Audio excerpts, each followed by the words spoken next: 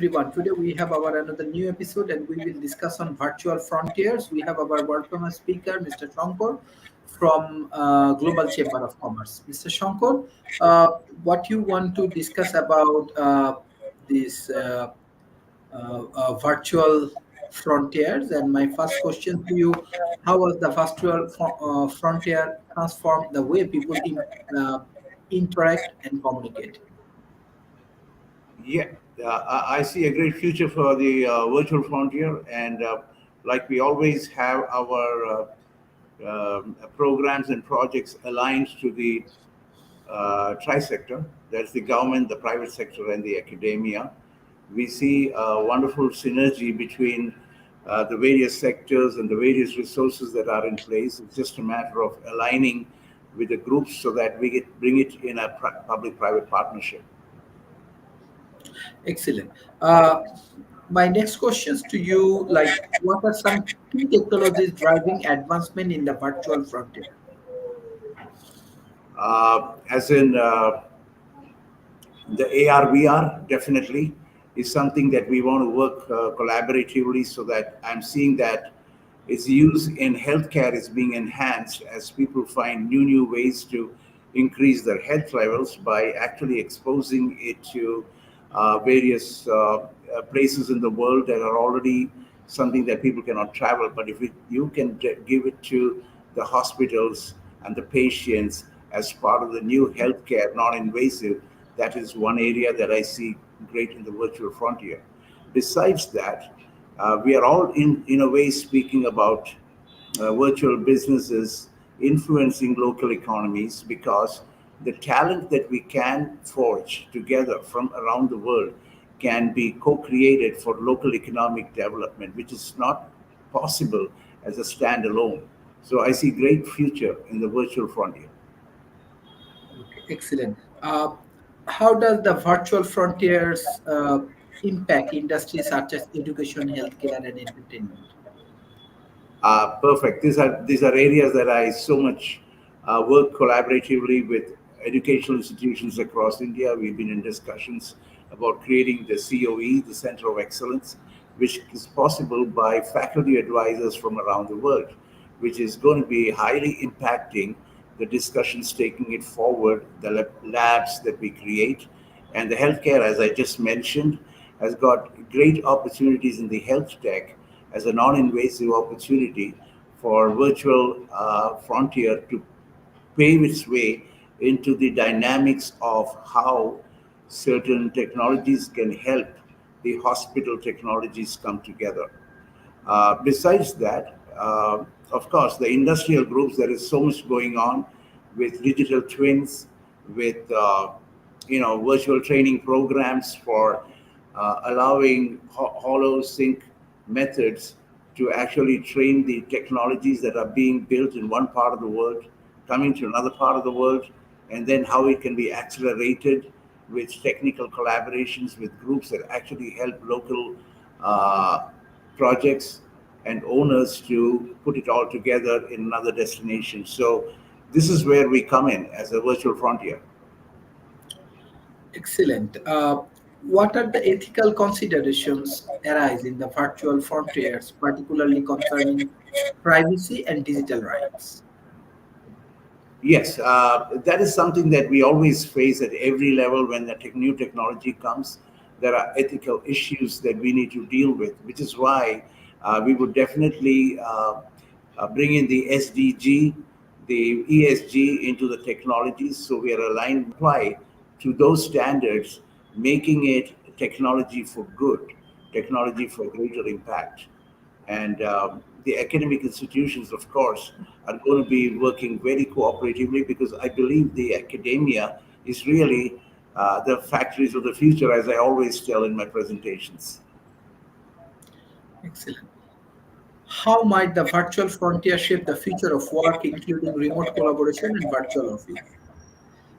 Yeah, it's perfect. The remote collaboration and virtual offices basically means that we are blurring the lines between country maps and the time and the distance, and all are kind of blurring a lot because we work in real time.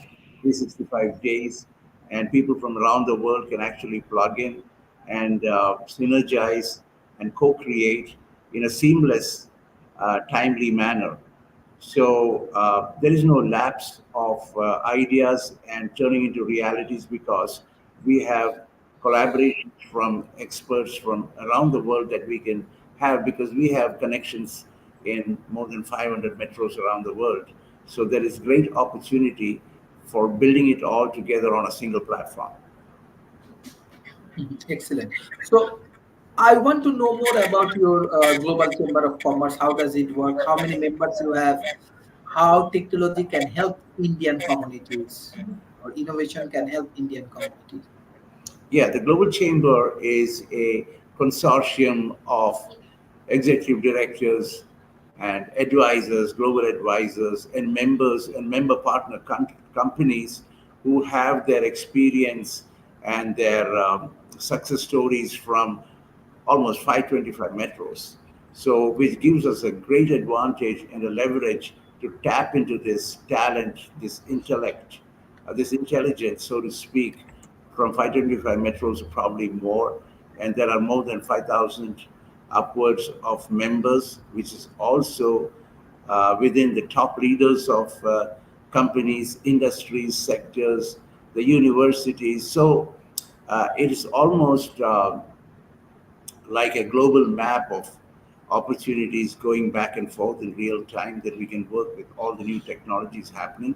That is what we're seeking to bring it on so that even it's literally on time with another problem that you might have that you get an answer to that from another part of the world. So that's the way we can go. The resources are given and we just need to put the platform together going forward in real time. Excellent. How you venture in different kind of startup ecosystem? We have startups ecosystem in terms of locally over here. We leverage with universities which has got the startup ecosystem already in place. We work with investors and we work with VCs. But having said that, we want to bring something new today, and which is called corporate innovations, which is the challenges corporate companies have. We need to identify or advise them on how they cannot go beyond what they have already created. They need outside help. But when we say startups, we think we want a joint venture as an SPV that can co-create something, new entities that can turn existing corporate companies almost like 10x. Excellent.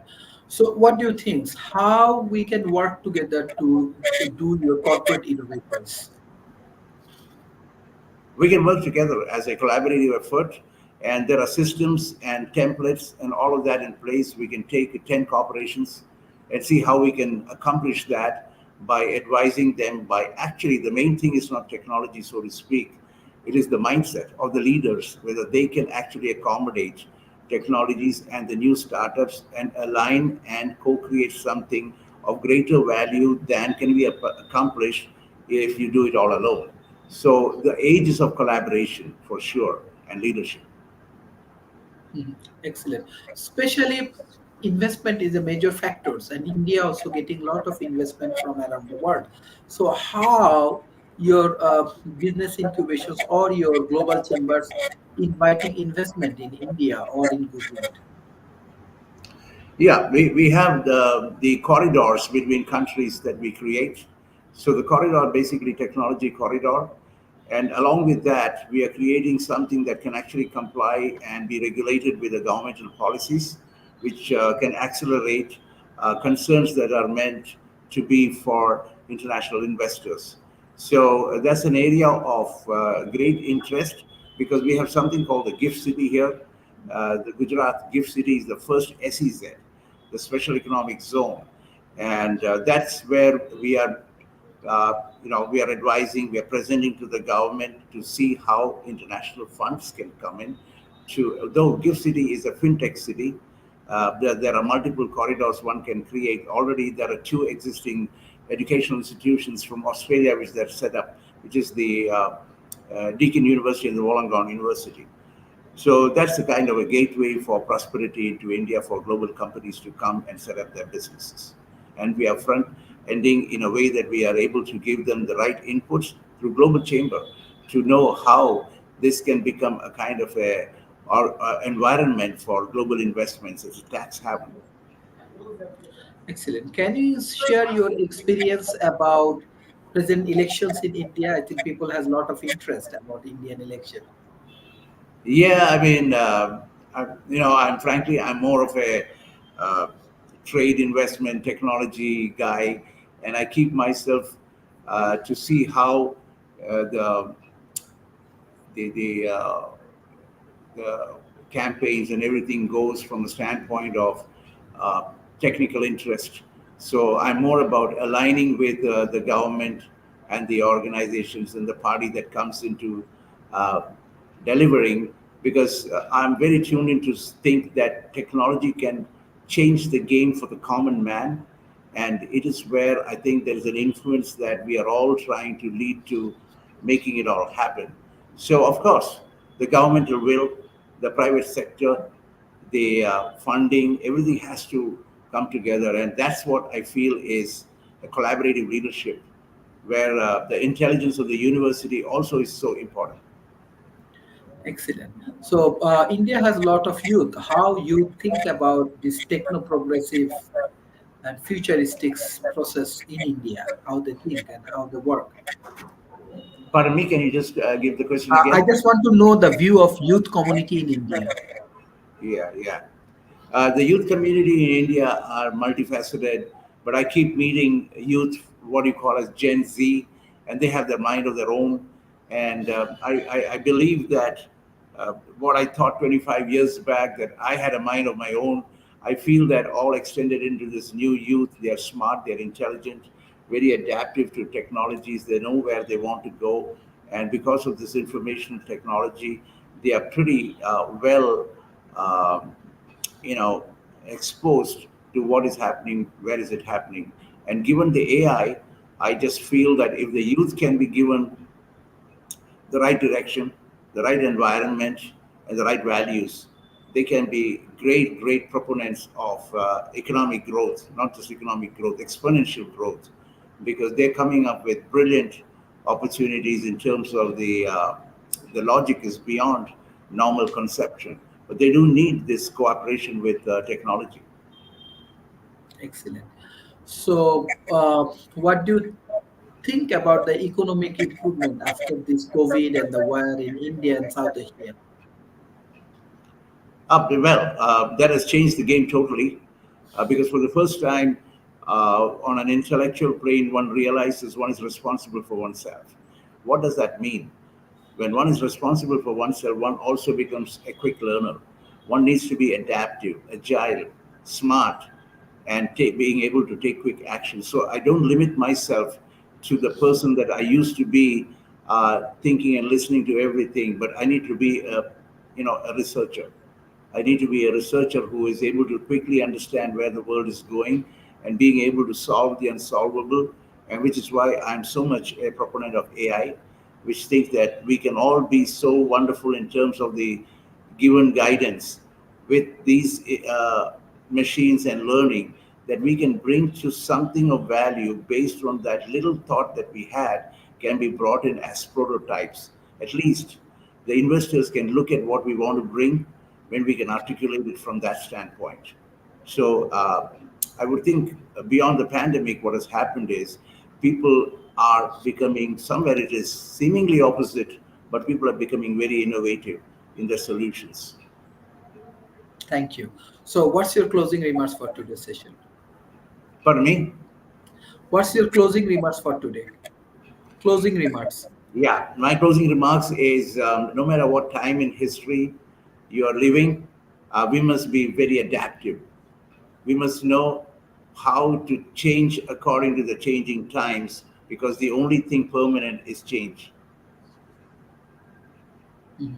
Thank you. Thank you. This is excellent discussions. Hopefully, your organization and WTF will collaborate together and we will move forward. Thank you for your excellent contribution. Thank you. Bye bye and take care. Thank you, Professor. Thank you so much. Thank you.